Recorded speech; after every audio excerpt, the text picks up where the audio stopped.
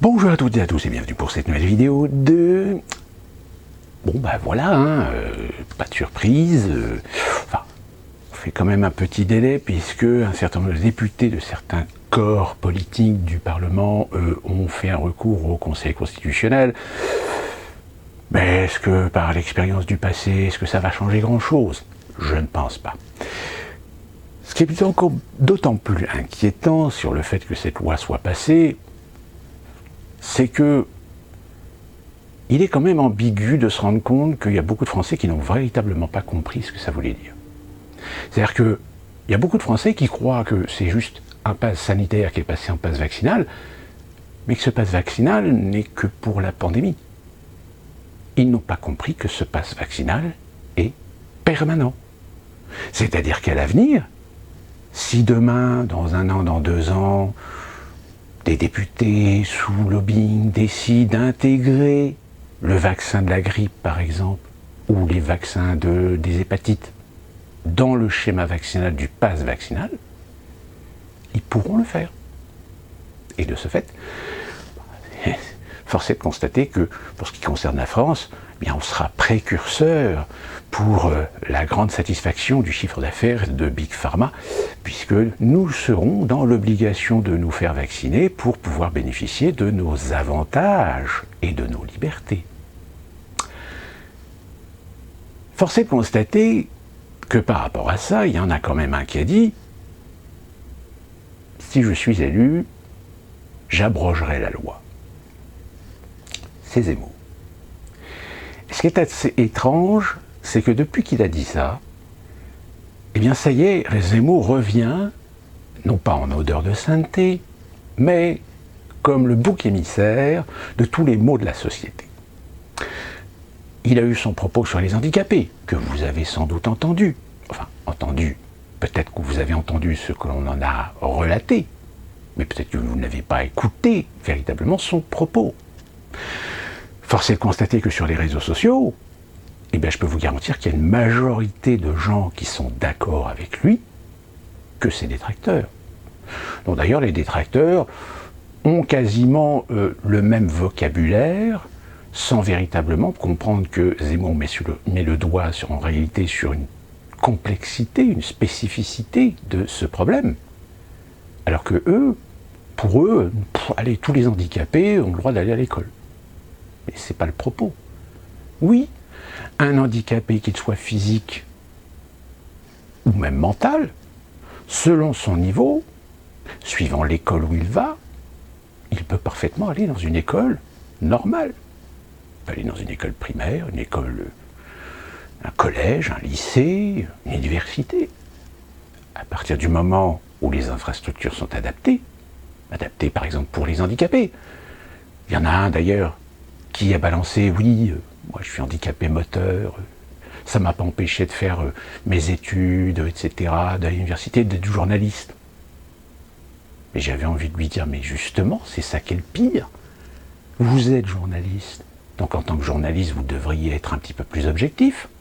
Que c'est pas parce que vous avez eu la chance d'aller dans des établissements qui avaient peut-être des équipements adaptés, que c'est le cas partout. Et c'est ça que Zemmour a soulevé. Il n'a jamais dit qu'il allait retirer les handicapés des écoles normales. Il a dit simplement qu'il fallait développer une politique pour permettre à des établissements d'être équipés et d'être mieux équipés pour pouvoir mieux coller aux besoins de ces handicapés pour leur permettre une tranquillité, une sérénité et en effet permettre de pouvoir apprendre, de pouvoir suivre une éducation normale. Mais ça, on a l'impression que ça échappe complètement aux gens. Alors, en plus de ça, je ne vous parle même pas de ceux qui se sont contentés de réagir à ce que certains ont relaté. Hein, je dis bien relaté, mais relaté dans le sens qu'ils voulaient le relater, mais pas dans les propos complets de Zemmour. Et puis là, évidemment, il est passé, je crois, il a été condamné. Alors condamné, je ne sais plus pour quelle affaire. Apparemment, je ne sais pas si c'est cette affaire sur Pétain ou si c'est sur une autre affaire. Donc il a été condamné, je crois, 4 000 € d'amende et je ne sais plus quelques jours ou plusieurs jours, etc. Bon, la justice a fait son travail. Si elle a estimé que Zemmour avait peut-être outrepassé ou enfreint la loi, oui. Sauf que le problème, c'est que la justice, elle est ce qu'elle est. Que la justice, on ne pourra jamais lui retirer le fait qu'elle peut être aussi politisée. Que la justice est un instrument avec lequel on peut jongler de par des lois, de par des interprétations de lois, de par des traductions de lois. Alors il y en a évidemment qui vont me dire « Ah mais non, mais on ne traduit pas des lois, on n'interprète pas les lois, elles sont claires. » Non, des fois elles ne sont pas claires. Elles laissent, en règle générale, dans leur contenu, le flou du détail. Mais le flou du détail sera à la décision, au choix, à l'interprétation de l'homme de loi. C'est-à-dire que vous avez des textes de loi qui établissent en effet des cadres avec des sous-cadres, des cadres avec des exceptions, des cadres avec des non-exceptions, etc. Et c'est au législateur, procureur, juge, magistrat, à un moment donné, de tricoter les textes de loi pour en déduire que, si oui ou non, telle ou telle personne a fait une faute. Surtout qu'en plus de ça, Zemmour a souvent été mis au tribunal pour des valeurs morales. Alors, attention, qu'est-ce que la valeur morale? Si ce n'est, à un moment donné, piquer la sensibilité d'une communauté, piquer la sensibilité d'un sujet, piquer la sensibilité de la pensée unique, piquer la sensibilité de ce que l'on considère comme acquis dans la généralité, acquis dans la superficialité d'événements, de faits ou d'histoires. Parce que l'histoire de Pétain, en effet, Zemmour a une approximation. Mais sur le fait, oui, il a raison. En effet, Pétain, en 1940, a bien mis en œuvre une politique pour permettre aux Allemands d'être satisfaits de récupérer ou d'obtenir des Juifs étrangers, en pensant protéger les Juifs français. Ça, c'est sur quoi Zemmour reposait son raisonnement. Sauf que son raisonnement, il est imparfait, il est incomplet, puisque malheureusement, après derrière, vu que Pétain n'était que le président du gouvernement provisoire, enfin pas du gouvernement provisoire, mais du gouvernement de Vichy, son Premier ministre, le premier conseiller à l'époque, je crois qu'on appelait ça le premier conseiller, ou je ne sais plus le titre, c'était pas Premier ministre, c'était Laval. Et pas plus antisémite que Laval, là forcément, cette idée de vouloir sauver les Juifs français a très très vite été balayée par des décisions, par des réglementations qui ont eu les conséquences que ça a eu. Donc, le problème, c'est que Zemmour parle d'un détail de l'histoire. Et d'ailleurs, la personne sur qui il se repose pour avoir sorti cet argument, elle-même l'a dit dans une interview, elle dit non, Zemmour en effet prend un détail dans lequel j'ai fait mon étude, mon analyse, mais le problème c'est qu'il oublie de dire que derrière, finalement ça n'a pas servi à grand chose. Donc ça ne remet pas en question la responsabilité de Pétain.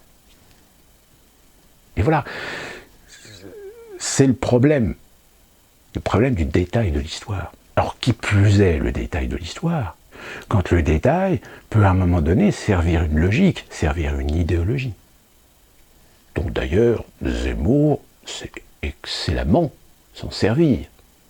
Preuve en est, c'est que récemment, il a été interviewé, je ne sais plus sur quelle chaîne, et la journaliste lui a posé la question en lui disant sur le fait qu'il voulait changer la dénomination de l'éducation nationale, en reprenant un terme qui est l'éducation ou l'instruction nationale, ou je ne sais plus le terme exact. Mais c'est un terme qui a déjà existé par le passé dans la Troisième République.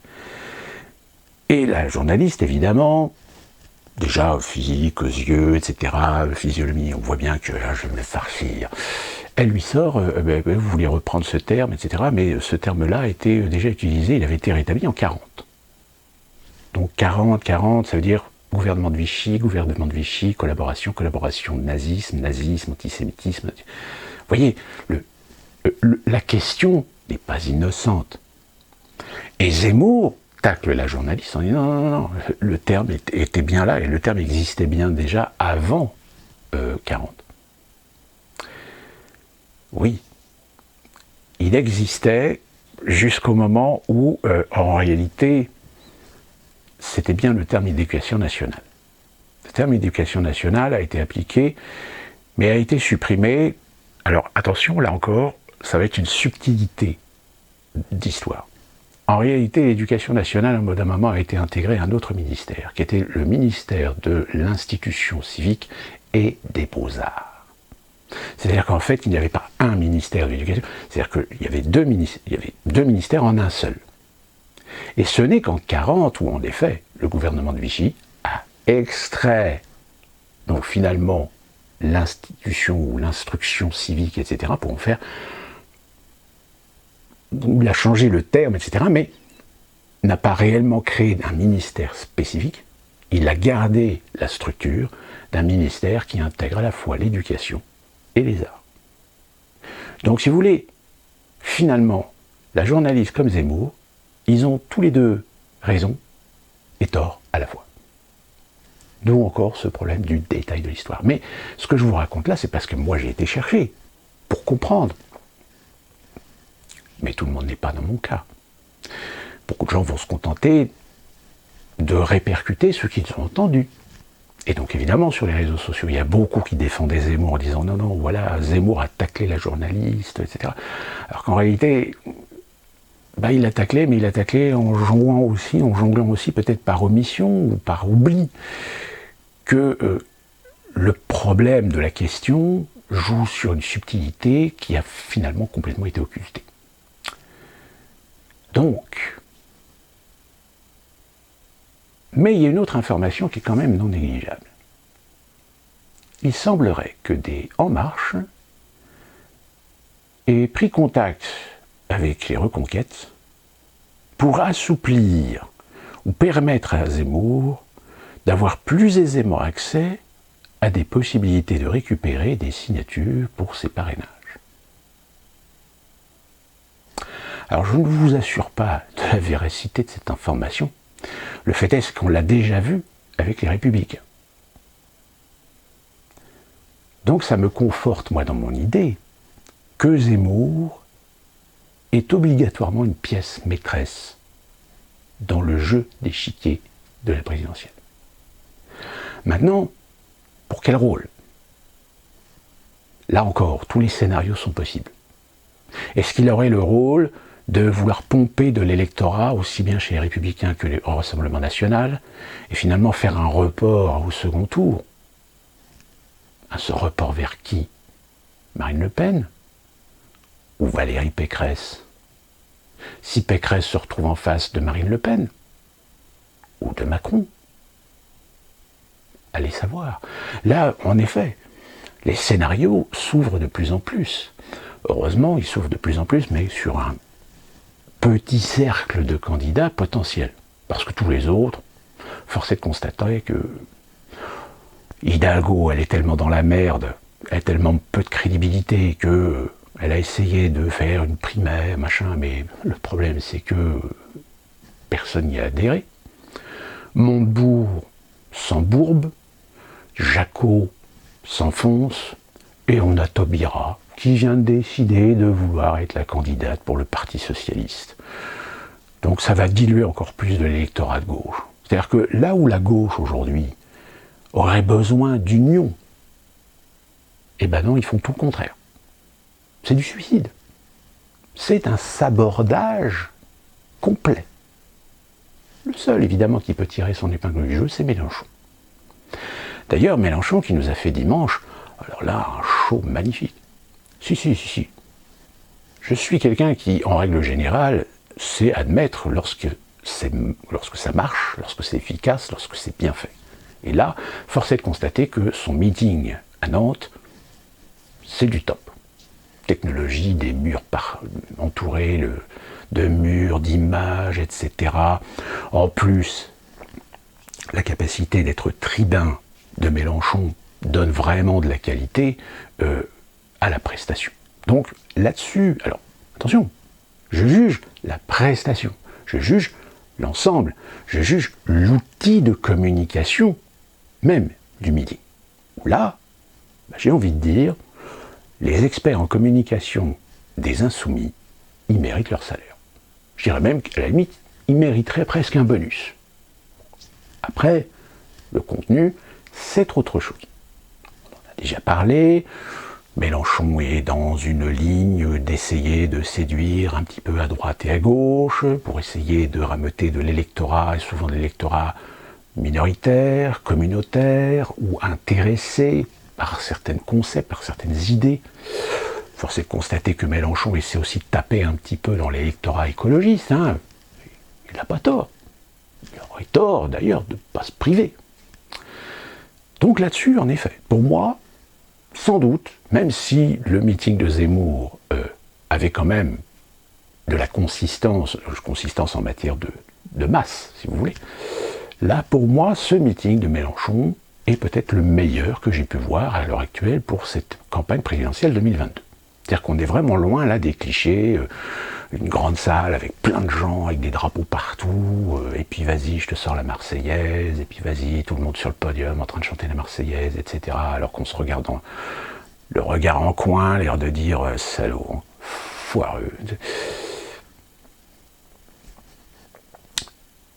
Donc aujourd'hui, alors on est quand même au mois de janvier, et l'élection, c'est dans 3 mois. 4 mois, 3 mois, je crois que c'est fin mars, début avril, etc. Donc là, les choses vont s'accélérer. Et il y en a un, il va falloir à un moment donné, qui lâche le morceau. C'est Macron. Macron qui n'est pas candidat, mais qui pourtant se comporte comme s'il l'était. On a entendu, on a vu, El Razoui, je ne sais plus, Sineb El Razoui, je ne sais plus son nom exact, je vous la mets ici, qui est une figure aujourd'hui populaire du fait qu'elle a été quand même une ancienne de Charlie Hebdo, qu'elle a eu la chance d'être en vacances le jour où il y a eu l'attentat, et qui est profondément aujourd'hui ancrée dans cette image d'une combattante pour les droits, pour la laïcité, contre les radicalismes islamiques. Ce qui lui vaut d'ailleurs d'avoir eu des menaces de mort, ce qui lui vaut d'avoir une protection policière, et qui même, en 2019, lorsque Macron avait rencontré, je crois, une des associations de l'islam de France, etc., avait considéré que Macron limite était une petite merde de faire ça, que c'était pas normal. Et qu'est-ce qu'on apprend? Eh bien, elle rejoint Emmanuel Macron, elle rejoint les En Marche. Alors, ce qui est marrant, parce qu'elle rejoint les En Marche, alors que pour l'instant, officiellement, Macron n'est pas candidat. D'ailleurs, peut-être qu'elle a fait le lapsus sur le plateau télé où elle s'expliquait, où disait Emmanuel Macron, le candidat, peut-être le futur candidat. C'est une véritable foire. C'est une véritable foire parce que El Razoui, on pensait qu'elle était tout l'inverse de Macron. Or, c'est quoi la stratégie? C'est quoi la stratégie d'intégrer une personnalité comme elle, qui profondément s'est mis à dos tous les islamistes, et beaucoup de musulmans traditionnels, pour aller faire campagne, pour aller dans l'équipe, pour aller dans la Dream Team macroniste. J'ai pas trop saisi la stratégie là, parce que... Ou alors est-ce que Macron prévoit, s'il est réélu, finalement de faire de la politique à la Zemmour? Allez savoir, allez comprendre. En tout cas, idéologiquement, le postulat est quand même posé. Comment est-ce que cette personnalité rejoint un parti politique, rejoint une personnalité politique qui, aujourd'hui, est détestée de tout le monde? Et on a beau faire des sondages Ou d'ailleurs, je vous invite, quand vous regardez des sondages, essayez de trouver sur quel panel, sur quel échantillon le sondage a été fait. On a récemment un sondage France Info qui a été fait pour nous dire que la majorité des Français considèrent Marine Le Pen comme une menace pour la démocratie, mais dépassée par Éric Zemmour. Sauf que alors quand vous voyez le sondage, oh putain, il y a plein de graphiques et tout, le comparatif sur les candidats, les machins, on vous explique 30% des moins de 18 ans, les 30-25 ans, et ça, les plus de 65 ans, blablabla.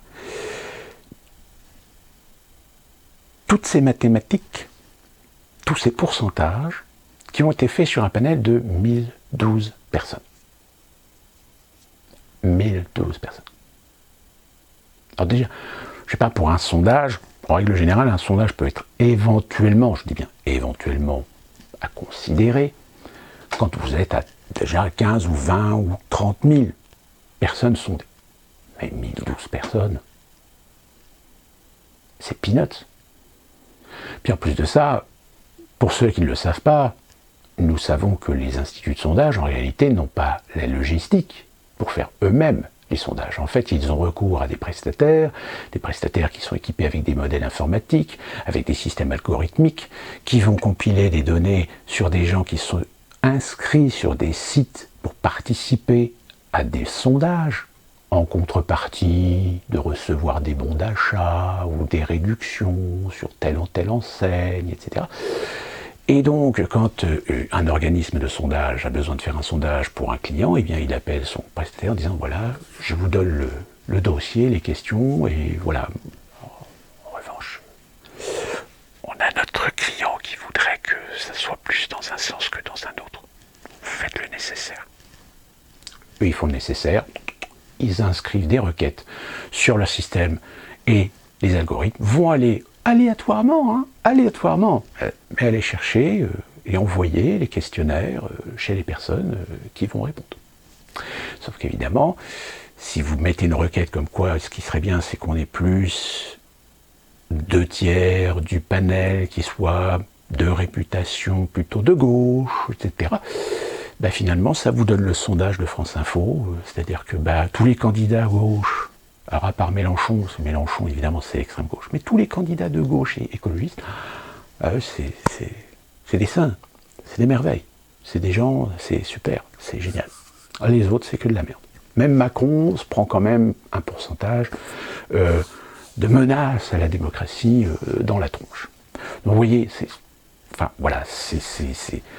c'est une véritable foire. C'est une véritable foire. Le seul problème, c'est que si vous et moi, nous avons quand même une certaine clairvoyance, nous avons un certain bon sens pour y voir les choses telles qu'elles sont et faire attention et être prudent de ne pas tomber dans un certain nombre de pièges, ce n'est pas le cas de tout le monde. Force est de constater qu'aujourd'hui, on a eu un sondage récemment, une étude, un résultat d'étude qui nous dit que, apparemment, sur les 10 dernières années, la France a perdu 4 points en moyenne de niveau intellectuel. À qui la faute? J'oserais dire qu'il y en a même un qui nous a dit qu'aujourd'hui, on considère qu'il y a à peu près plus de 60% des Français qui ont au moins visité une fois Disneyland, faisant de Disneyland quasiment aujourd'hui, pour une majorité de Français, presque un lieu de pèlerinage. Et ça rejoint parfaitement ce livre, M. Couscard, La Société des plaisirs. Cette société des plaisirs qui a, depuis maintenant plusieurs générations, réussi à incrémenter dans l'esprit l'individualisme, le consumérisme, la satisfaction du plaisir, l'hypersensibilisation, l'exacerbation émotionnelle, pour justement encore plus augmenter la satisfaction du plaisir, se faire plaisir, acheter, consommer, et ne pas s'intéresser à la morale, ne pas s'intéresser, est-ce que je peux me permettre d'acheter cette chose-là alors que j'ai des factures à payer? Nous connaissons tous dans nos entourages ces individus qui à un moment donné se mettent à acheter des trucs mais qui ne servent à rien, mais qui satisfont leur plaisir parce qu'ils en ont envie là, maintenant, tout de suite. On a tous connu ces gens qui sont dans la merde financièrement, mais qui trouvent le moyen quand même de s'acheter le dernier Samsung ou le dernier Apple à 1200 ou 1300 euros.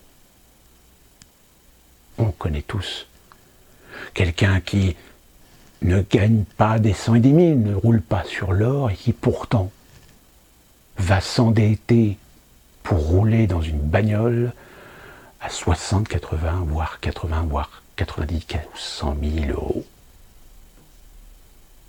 On en a tous connu.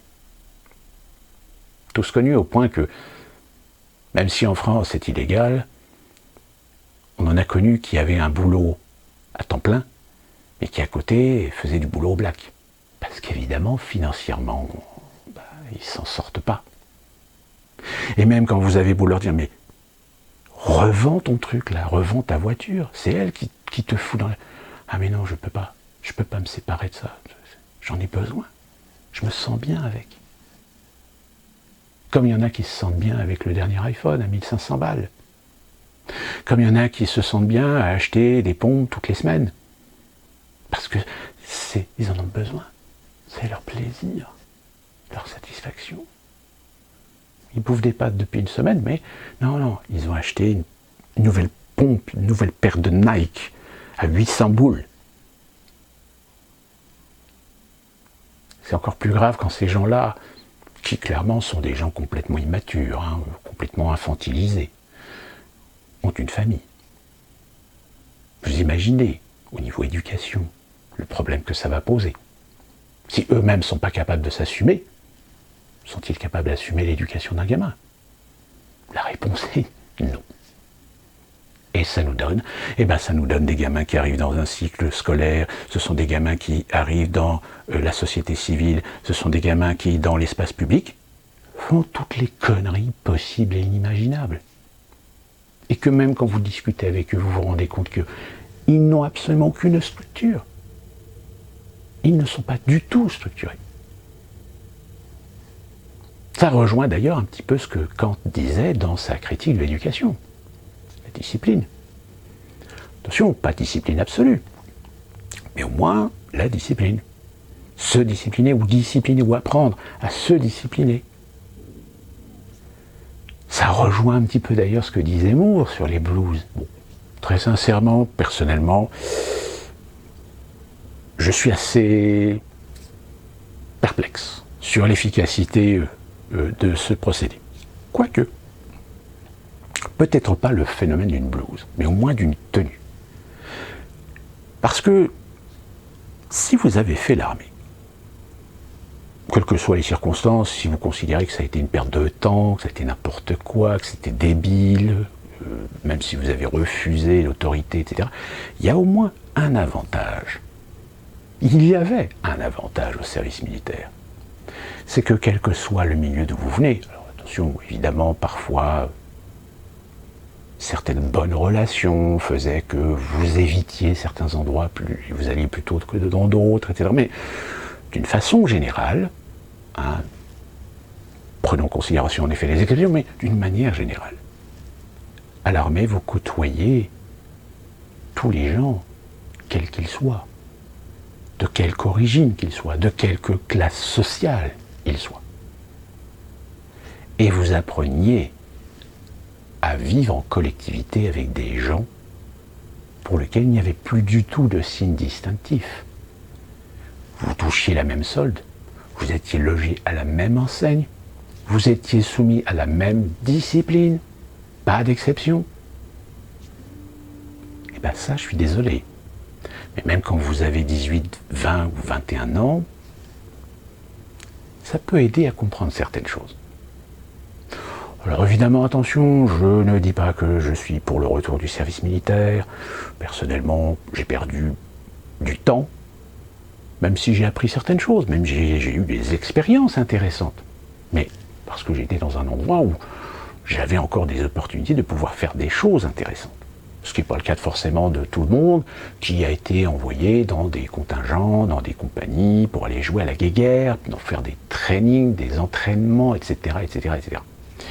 Même si dans l'armée, pour ceux qui ne l'ont pas fait, vous aviez les classes, et ensuite vous étiez affecté à un poste professionnel. Ce poste professionnel, vous l'exécutiez pendant toute votre carrière, pendant votre service militaire, Et là-dessus venaient s'incrémenter évidemment les événements, c'est-à-dire les raids, les entraînements, les missions, etc. Mais vous aviez quand même un emploi. Un emploi qui, au mieux, quand c'était bien fait, correspondait plus ou moins aux études que vous avez faites, ou peut-être déjà au métier que vous étiez en train de pratiquer. C'est-à-dire que, par exemple, moi j'ai rencontré des jeunes qui étaient à la maintenance, c'était souvent des jeunes qui étaient déjà mécanos, charpentiers, électriciens, plombiers, etc. Donc, comme moi, je me suis retrouvé au service général parce que j'avais des connaissances informatiques, audio, vidéo, donc voilà, je m'occupais de plein de choses. Donc ça va, je restais encore plus ou moins dans mon secteur. Comme ceux d'ailleurs qui faisaient des écoles de cinéma. C'était vraiment mon époque, mais ceux qui faisaient des écoles de cinéma ou des études d'audiovisuel, très souvent se retrouvaient dans les services de communication de l'armée. Voilà, on utilisait quand même au moins les compétences quand les militaires du rang en avaient. Enfin, ceci, voilà, c'était pour cette idée de mettre tout le monde sur le même niveau. Sauf qu'évidemment, à l'école, s'il y a très longtemps, la blouse, en effet, était obligatoire, on l'a abandonnée parce qu'on pensait que c'était mieux pour le développement des gamins, de pouvoir développer leur propre personnalité, et du fait que leur tenue vestimentaire était un moyen d'exprimer leurs sentiments, d'exprimer leurs opinions, d'exprimer leur liberté, évidemment, dans la mesure du respect du règlement qui imposait quand même une tenue correcte exigée. Sauf que le problème, c'est que ça a aussi généré des disparités. C'est-à-dire que dans certains lycées, dans certains collèges, eh bien vous aviez des gamins qui avaient des parents plutôt bien fortunés, plutôt bien bardés de fric, et qui leur achetaient évidemment des vêtements de marque, des vêtements de haute qualité. Sauf que quand vous êtes dans des établissements, ça génère des jalousies, et puis les jalousies, à un moment donné, se disent mais pourquoi moi je peux pas m'acheter ça alors que lui il peut se l'acheter, etc. Donc qu'est-ce que je fais? Il y a un moment donné, vous en avez, on n'a qu'à leur piquer. Bon, c'est un exemple parmi tant d'autres. Les fashion victimes aussi, c'est-à-dire que tous ces jeunes qui ne voient leur existence, ne voient leur réputation que par ce qu'ils portent. Alors qu'en réalité, t'as beau porter du truc chic, t'as beau porter du punk, t'as beau porter du hip-hop, quand on discute avec toi, au bout d'un moment, on se rend compte que y a rien dedans. C'est de la façade. Mais en réalité, niveau intellectuel, c'est plutôt niveau au-dessous. Alors l'idée de remettre la blouse, pour moi, je ne suis pas pour remettre la blouse. En revanche, peut-être l'idée d'une tenue, d'un uniforme, au moins, ne serait-ce que école primaire, collège, après au lycée. Le lycée, on est déjà des adolescents, on a déjà des capacités à être un petit peu plus affirmés, alors que notre personnalité, justement, notre personnalité, notre caractère, nos envies, etc., c'est évidemment l'adolescence, c'est l'époque de la puberté, etc. Tout ça rentre dans le cadre. Et je pense que là-dessus, éviter d'être soumis à des discriminations, etc. Attention, ne me faites pas dire ce que je n'ai pas dit, ça ne veut pas dire que ça va empêcher ou éviter ou éliminer ces problèmes de discrimination, ces problèmes, parce que soyons honnêtes, et là d'ailleurs ça rejoint ce que je disais tout à l'heure sur les handicapés, les enfants sont violents, les enfants sont brutaux, les enfants sont ignobles entre eux. Attention, ce que je vous dis là, évidemment, encore une fois de plus, ne faites pas de généralité. Mais il est inconscient et irresponsable de ne pas reconnaître que très souvent, pas tout le temps, mais très souvent, dans les classes, il y a toujours des enfants terribles. Il y a toujours des petits caïds. Il y a toujours des phénomènes de bande qui viennent foutre le bordel. Attention, je ne fais pas de discrimination d'origine, de tradition, de culture. Non, je mets tout dans le même panier. Parce que les conséquences sont les mêmes. Alors que si vous mettez des élèves au même niveau, sans différenciation de tenue vestimentaire, et dans ce cas-là, C'est ça qui fait la différence, pas l'apparence. Seulement ça, malheureusement, c'est quelque chose qui est passé complètement à côté de certains pédagogues dans les années 70 et 80, qui ont fait que, grâce à eux, aujourd'hui, nous avons en effet des établissements scolaires où les choses se passent bien, tout simplement parce que 80-90% des élèves sont issus des mêmes milieux, sont issus des mêmes racines, ou tout du moins des mêmes niveaux culturels, des mêmes niveaux sociaux, comme vous avez des établissements où malheureusement il y a une grande partie de gamins qui sont complètement en roue libre, ensauvagés, etc. Donc, comment voulez-vous que l'école de la République puisse faire son boulot avec des gamins qui n'ont aucune structure? Alors vous allez me dire, oui, mais finalement, même si tu mets une tenue, si les gamins n'ont pas de structure, qu'est-ce que ça va changer? Ça va changer que ça va permettre d'identifier dès le départ le problème. Et ne pas laisser des gamins faire de l'école maternelle, de l'école primaire et arriver au collège, en ayant dans tout son parcours mesurer un échec scolaire, changer d'établissement en cours de route, etc., fait des conseils de discipline, etc., sans qu'à un moment donné, le système se dise, attendez, là il faut qu'on se pose, il faut qu'on revoie les choses, parce que ça ne va pas. Sauf qu'évidemment, c'est un sujet tabou. C'est un sujet tabou, pourquoi? Parce que à un moment donné, ça veut dire que ça remet en question l'éducation parentale. Alors oui, en effet, en France, on a des structures, comme ici aux États-Unis, ce qu'on appelle les œuvres sociales ou les services sociaux, qui à un moment donné mettent leur grain de sel quand ils se rendent compte, ou quand ils ont un rapport, ou quand ils ont des faits ou des preuves irréfutables, qu'il y a bien un gros problème familial. Mais ce n'est pas le cas partout. Et ce n'est pas forcément efficace partout.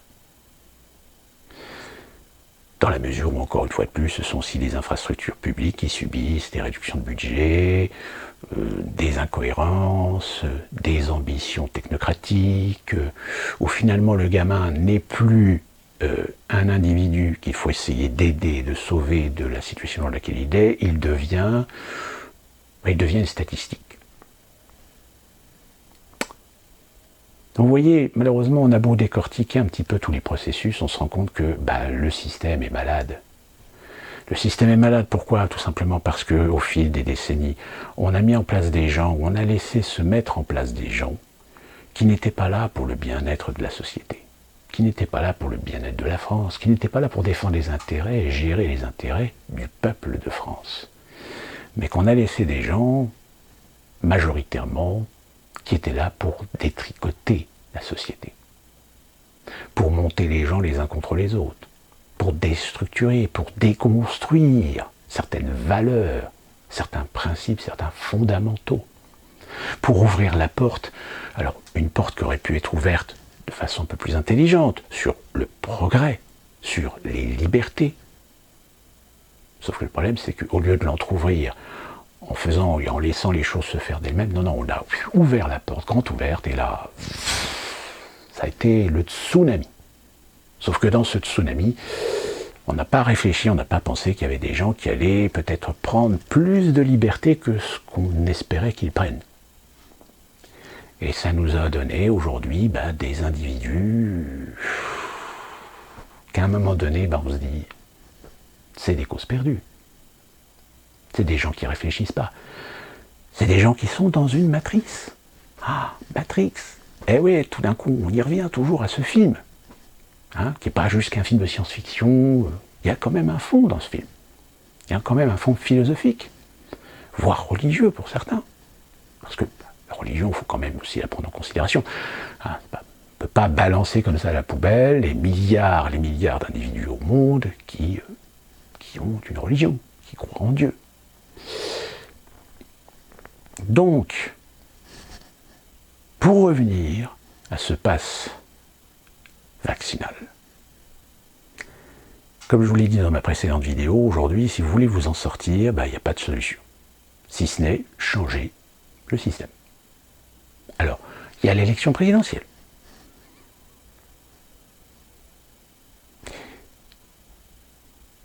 J'ai vendredi ou samedi, je crois que c'est samedi. Samedi, j'ai fait mon test. Alors, je vous rassure, c'est pas mon test PCR. Non, j'ai fait mon test d'élection par voie numérique. Donc c'était un test pour voir si ça fonctionnait bien, etc. Il faut savoir que c'est la deuxième fois donc qu'on va être, nous autres Français de l'étranger, surtout aux États-Unis, c'est la deuxième fois que nous allons voter par procédé numérique, c'est-à-dire par Internet. Or, quand vous savez que le pass vaccinal est imposé, désormais, de toute façon, enfin, il va l'être. Quand vous savez qu'un amendement qui avait été déposé pour assurer l'accès au bureau de vote sans exigence du pass vaccinal a été refusé, quand vous savez que là, ils viennent de relancer l'idée de peut-être mettre en place des procédés qui permettraient des gens de ne pas être obligés de se déplacer dans les bureaux de vote et de pouvoir faire du vote soit par correspondance ou du vote électronique. Bon, sincèrement, je ne vois pas comment ils vont pouvoir faire pour mettre ça en place en moins de 2 mois. C'est pas possible. Mais ils y réfléchissent.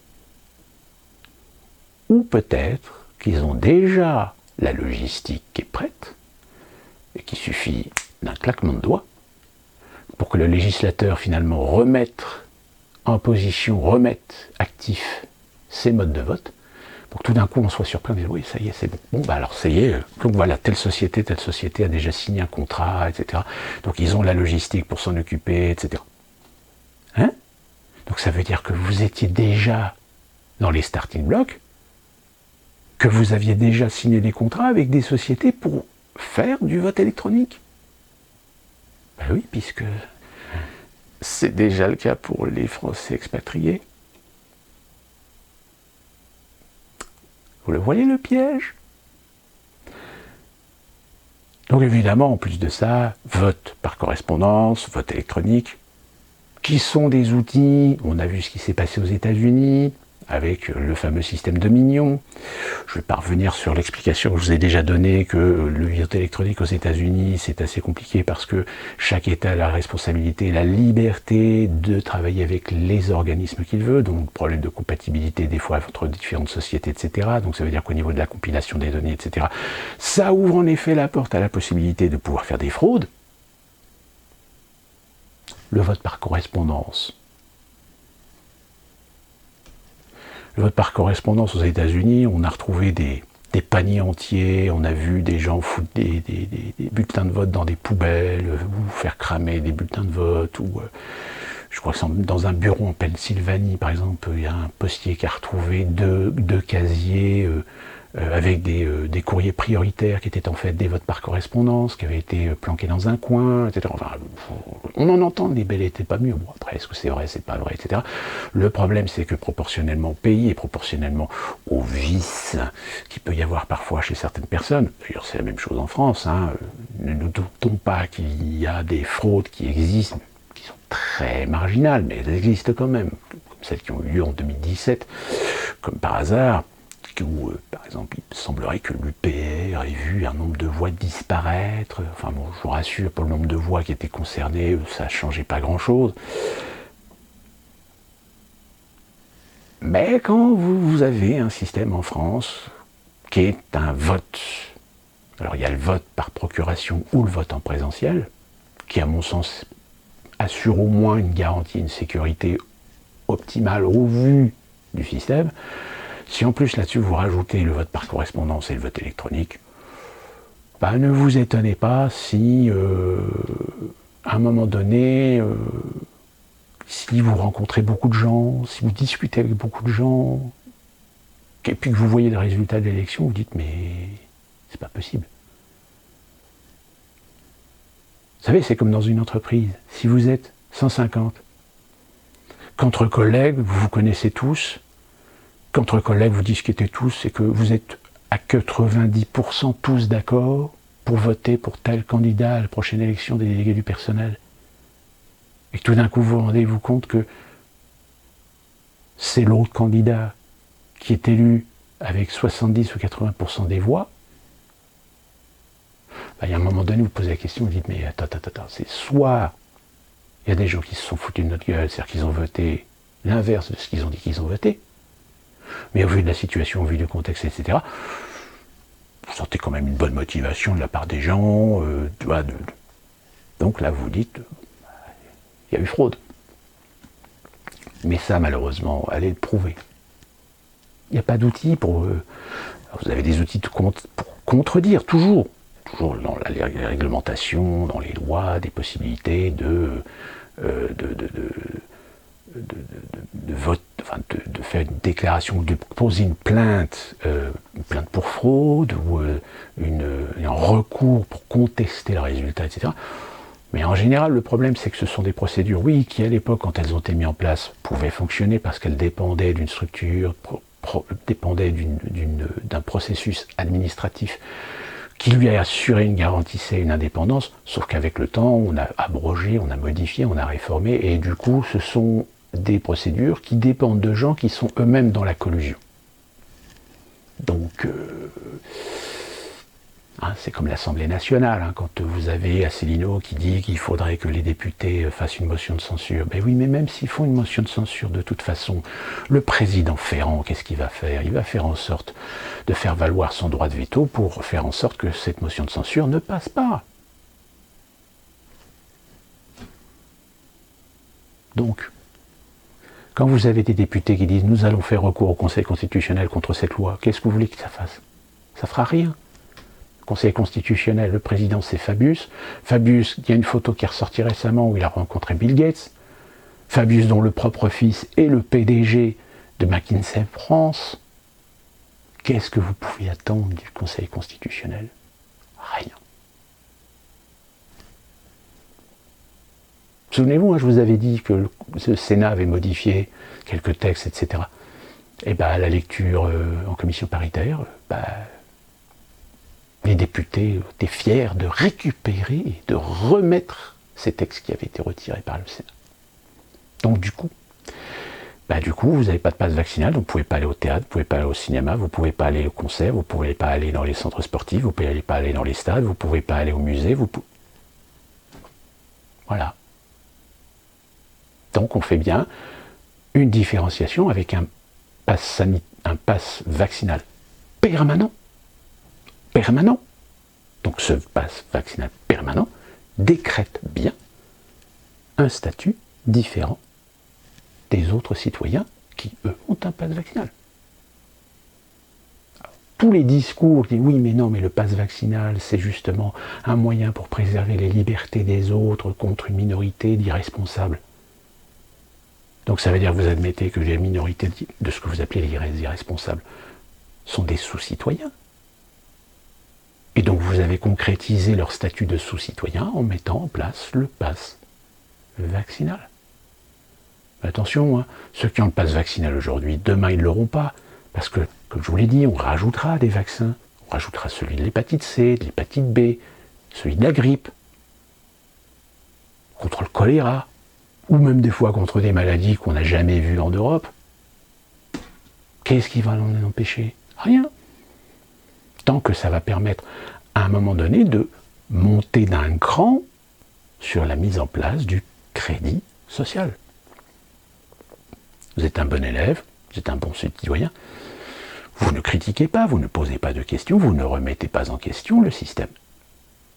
En revanche, si vous êtes contestataire, si vous êtes dissident, si vous opposez, si vous posez les questions qu'il ne faut pas poser, si vous remettez en question la pensée unique, si vous remettez en question les valeurs et les principes imposés par l'histoire généralisée et simplifiée,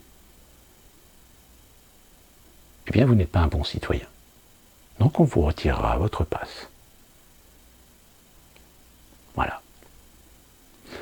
Advienne que pourra, sur cette aventure, on va encore en parler parce que je pense que ça va encore évoluer. Mais franchement, je ne suis pas très confiant sur éventuellement l'intelligence des Français en grande majorité à voter pour ce qui va leur servir de enfin peut-être reprendre le pouvoir. Même s'il y a des failles, même s'il y a des fissures aujourd'hui dans le système, même si on voit des journalistes, comme d'ailleurs Pujadas, qui commence à mettre un petit peu son brin, Hanouna, comme je vous l'avais dit dans ma précédente vidéo, Je pense qu'ils en ont rien à foutre. S'ils réussissent à mettre de la règle, ils en ont rien à foutre de l'opinion. Ils en ont rien à foutre de ce que pense le peuple, en grande majorité. Eux, ce qu'ils veulent, c'est mettre en place des règles, mettre en place des lois, mettre en place des processus, mettre en place la légitimité de partenaires incontournables, mettre en place une idéologie incontestée et incontestable. C'est ce qu'ils veulent. Et c'est ce qui risque d'arriver, que ce soit Macron qui soit réélu, que ce soit Pécresse qui sera la Macron 2.0, ou même Le Pen ou Zemmour, qui, si un des deux est élu, vous pensez bien que sont retranchés à l'heure actuelle plein de gens qui sont prêts à réveiller un certain nombre d'individus décérébrés pour aller foutre le bordel, plus particulièrement dans les grandes villes. Si vous habitez à la campagne, petit village, petite ville, peut-être qu'il n'y a pas de grand risque, mais dans les grandes villes, oui.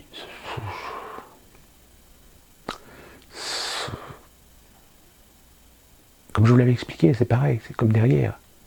Si le chaos arrive dans le pays, s'il y a des gens qui mettent le chaos dans le pays parce que c'est Zemmour ou Le Pen qui est président, qui ne vous dit pas qu'en réalité c'était bien le plan pour leur permettre, eux aussi, à un moment donné, de mettre en place un totalitarisme. Un totalitarisme qui serait légitime, un totalitarisme qui serait appuyé, soutenu par les mondialistes et les globalistes, parce que au moins avec un totalitarisme, finalement, vous pouvez imposer au peuple, sous le prétexte de vouloir protéger, sécuriser la démocratie, eh bien vous retirez des libertés fondamentales et vous imposez des lois liberticides. Ils le font déjà avec le pass sanitaire et le pass vaccinal, puisque sous le prétexte de protéger les plus faibles contre les non-vaccinés qui contaminent les autres, alors qu'en réalité aujourd'hui c'est un non-sens, puisque les plus fortes contaminations aujourd'hui c'est chez les vaccinés. Mais évidemment on va vous dire oui mais non, mais à l'hôpital ce sont les non-vaccinés qui sont majoritaires. Peut-être, mais ce sont des non-vaccinés qui ont des comorbidités. Donc de toute façon, qu'ils soient vaccinés ou pas vaccinés, peut-être que leurs comorbidités auront de toute façon eu un impact, aurait été une pièce du puzzle de la gravité de leur Covid. Tout comme d'ailleurs c'est le problème pour les vaccinés. Vous avez des doubles et triples vaccinés qui aujourd'hui sont malades du Covid. Pourquoi ? Parce qu'ils ont une pathologie, parce qu'ils ont une particularité, parce qu'ils ont quelque chose qui fait que finalement ce fameux vaccin qui devait censé les protéger des formes graves, finalement ne fonctionne pas, ne marche pas. Et que voulez-vous ? Ce qui est encore pire, c'est quand vous savez qu'en Angleterre, ils sont en train de faire machine arrière. Vous avez même un des grands médias allemands qui a présenté des excuses pour avoir joué la politique de la propagande alarmiste lors de la période de pandémie. Et que vous avez même ici aux États-Unis un recul, un abandon de l'idée de vouloir remettre des restrictions, si ce n'est individuellement, des villes comme New York, Los Angeles, Chicago, Miami, Dallas, Houston, ou des trucs comme ça. Enfin, généralement, c'est que des villes qui sont maintenues par des progressistes. Eux, en effet, imposent des restrictions. Mais ailleurs, nous ici, Covid, ça y est, on vit avec. C'est plus un problème. Ceux qui sont fragiles savent ce qu'ils ont à faire, mais je veux dire, le mandat là, de Biden, je vous l'avais mis dans ma précédente vidéo, il a été refusé par la Cour suprême. C'est facile, puisque de toute façon, il y a une majorité de républicains. Mais le Covid, ça y est, c'est entré dans les mœurs. Ça va être un virus qui va circuler comme la grippe, comme la gastroentérite, etc. Sauf qu'en France, c'est tout l'inverse. C'est-à-dire qu'on a bien l'impression qu'en réalité, le Covid n'est pas une pandémie, mais bien un instrument politique. Donc à partir du moment où vous comprenez ça, qu'est-ce que vous voulez que je vous dise? Moi je suis aux États-Unis, je ne peux pas venir en France faire une révolution pour vous. Donc c'est aux Français, à eux, de se bouger le cul. Alors oui, il y a eu beaucoup de monde, samedi dernier, le 15 janvier. Sauf que, est-ce qu'aujourd'hui, manifester, ça sert à quelque chose? Non. Au contraire, ça fait qu'augmenter encore plus le ridicule. Quand vous voyez l'armada de CRS qui ont encadré les gilets jaunes. Où étaient les CRS quand il s'agissait d'encadrer la manifestation des zouaves et des identitaires? J'ai envie de dire d'ailleurs, est-ce que c'est pas fait exprès? Est-ce que, finalement, est-ce que ces jeunes qu'on dit d'extrême droite, nazillons, etc., est-ce qu'en réalité ils le sont bien? Parce qu'il n'y a pas eu d'arrestation. Je crois qu'il y en a une ou deux, c'est tout, mais il n'y a pas eu d'interpellation, quasiment pas. Donc s'il n'y a pas d'interpellation, ça veut dire que peut-être il y a des ordres de ne pas interpeller. Parce que si on interpelle, on risquerait de se rendre compte que l'identité de la personne ne correspond pas du tout à un profil ou une personnalité, une personne connue comme étant ou affiliée à des mouvements d'extrême droite. Et que, oh merde, excuse-moi collègue, je savais pas, ta carte de police là, la prochaine fois évite de la porter sur toi pendant que tu manifes parce que ça le fait pas quoi. Moi c'est la question que je pose. Je dis pas que c'est ça, je dis pas que c'est la vérité. Je dis simplement c'est qu'il y a quand même des phénomènes, des événements, que quand tu renforces de la sécurité sur des gens, mais pas chez d'autres, ou chez les autres, il y a des risques quand même que ça finisse par tourner mal. Tu dis, soit le préfet est absurde, idiot, soit il y a peut-être quelque chose derrière. Allez savoir. Donc je disais, manifestation, est-ce que ça sert encore à quelque chose? Non, parce qu'aujourd'hui vous êtes arrivé à un stade où vous avez bien une prise de pouvoir institutionnelle, par des gens qui agissent pour le compte des globalistes et des mondialistes, et qui de toute façon sont décidés à détruire le modèle français. Là vous avez Macron, là ça y est, qui remue la queue parce que ça y est, il a laissé 25 licornes. Mais c'est quoi ces 25 licornes? C'est des promesses qui sont faites à des partenaires d'investir des milliards d'euros en France. C'est quoi les promesses? Les promesses c'est des réformes. C'est des réformes fiscales, c'est des réformes du Code du travail, c'est des réformes au niveau, des sécurités, des normes, etc., pour permettre à ces entreprises de mieux gagner de l'argent, de faire des meilleurs chiffres d'affaires qu'en temps normal, s'ils étaient amenés à respecter comme tout le monde les réglementations et payer ses impôts. Mais ça, non. Non. Vous savez, c'est comme le maire qui nous a fait un... Ah, c'est fantastique, magnifique, ça y est, on a, avec les partenaires, réussi à mettre en place une taxe contre les GAFA. Puis que ça a tenu quoi? Même pas 24 heures, parce qu'au bout de 24 heures, Washington a dit attendez, non, ça va pas, non, on laisse tomber. Donc qu'est-ce que... De toute façon, on est au bout du bout. Si demain on décrète la fin de la pandémie, ça ne va pas être la fin de la crise, au contraire, c'est la crise financière qui vous attend. Inflation aux États-Unis. Et en Allemagne, apparemment, il semblerait qu'ils aient une petite dépression qui couve. Et je vais terminer en rappelant quand même une chose très importante. Pour ceux qui pensent au Frexit, je vous rappelle une chose. Si jamais qui que ce soit demain décrète que la France sort de l'Union européenne, je peux vous garantir qu'il ne se passera pas 48 heures avant que l'Allemagne s'aborde elle-même l'Union européenne. Je vous rappelle que l'Allemagne, il y a quelques années, a racheté du matériel pour pouvoir taper monnaie, frapper monnaie dans l'expression. Donc s'ils ont racheté du matériel pour frapper monnaie, c'est quelque part, ils ont une option de se dire l'Union européenne, c'est fini, nous on reprend notre liberté, on reprend notre monnaie, et on ne va pas attendre que les autres quittent l'Union européenne, on va être les premiers à recréer monnaie pour réévaluer notre monnaie nationale vis-à-vis d'un euro qui de toute façon mourra aussi rapidement, puisque c'est un des deux piliers de l'Union européenne qui quitte l'Union européenne, que ce soit la France ou l'Allemagne. Donc c'est pas la France, attention, si jamais Macron vous dit ouais non mais la France, non, au secours, au secours. Attends, déjà vous voulez faire rentrer le Kosovo, la Bosnie-Herzégovine ou je ne sais plus quel pays de l'ancienne Yougoslavie là, et que vous commencez déjà à alimenter en milliards, hein, vous payez aujourd'hui, vous payez ces pays-là parce qu'on veut les faire rentrer dans l'Union européenne. Donc on leur file déjà du fric, hein, pour qu'ils puissent. Sauf que c'est des pays qui sont tellement corrompus que de toute façon l'argent il est dilapidé. Mais c'est pas grave. Non. Ce qu'on veut, c'est faire rentrer le pays pour grossir l'Union européenne, même s'il y en a les 2 tiers des pays qui de toute façon vont nous coûter les yeux de la tête. Et à un moment donné, vont être les responsables de nous faire effondrer l'euro, et puis voilà, puis tout le monde suivra le bateau. Hein.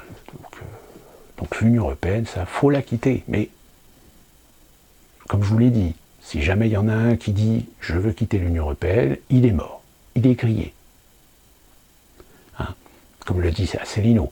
Asselineau, il va peut-être réussir à avoir ses 500 signatures, mais à part être passé dans 2-3 émissions, 2-3 journaux télévisés, mais pas les plus importants, hein, récemment, là il est passé à Sud Radio, chez Berkoff, il a expliqué, hein, il a dit mais de toute façon, il y a une hégémonie, il y a une mainmise aujourd'hui sur le système français. Il y a une mainmise des mondialistes. Donc maintenant, il n'y a que les Français qui peuvent réagir. Moi, je peux faire des propositions, mais en effet, je ne fais pas beaucoup de résultats. Je suis quasiment inexistant, je n'ai pas de visibilité dans les médias mainstream. Donc voilà. Ça ne nous promet pas des beaux jours pour ce qui concerne la France.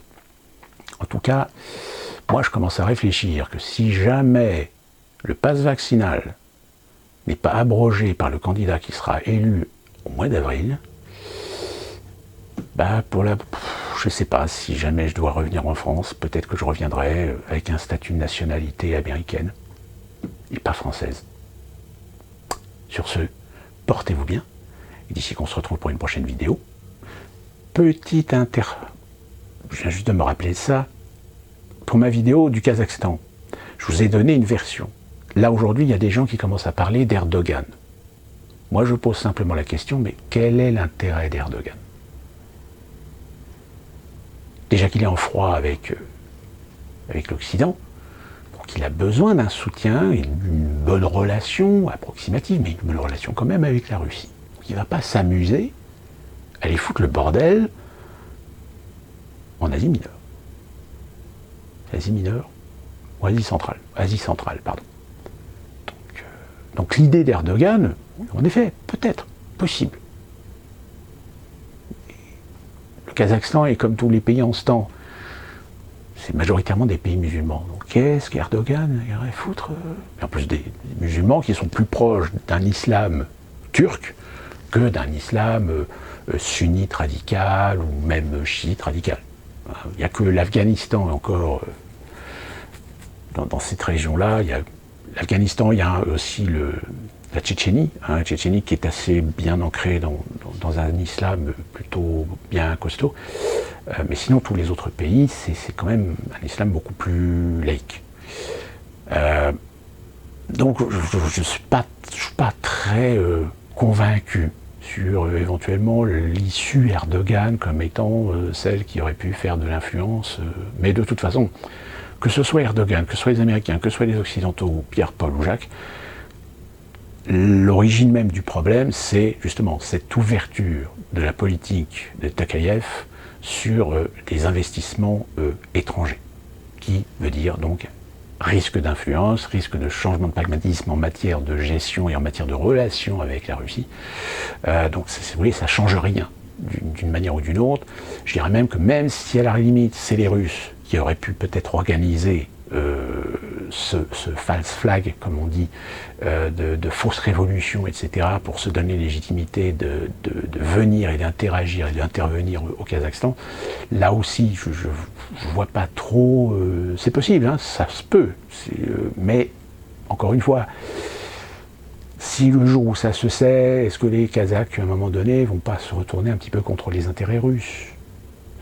Ce qui est quand même risqué, à mon sens. Enfin, voilà. Et puis, il y a une personne qui a fait un commentaire sur ma vidéo des ovnis. J'ai envie de lui dire, s'il a envie d'y croire, tant mieux pour lui. Mais ma vidéo n'est pas là pour convaincre les gens que ça existe ou ça n'existe pas. Je dis simplement, c'est qu'il y a des faits qui sont établis, des faits qui sont logiques.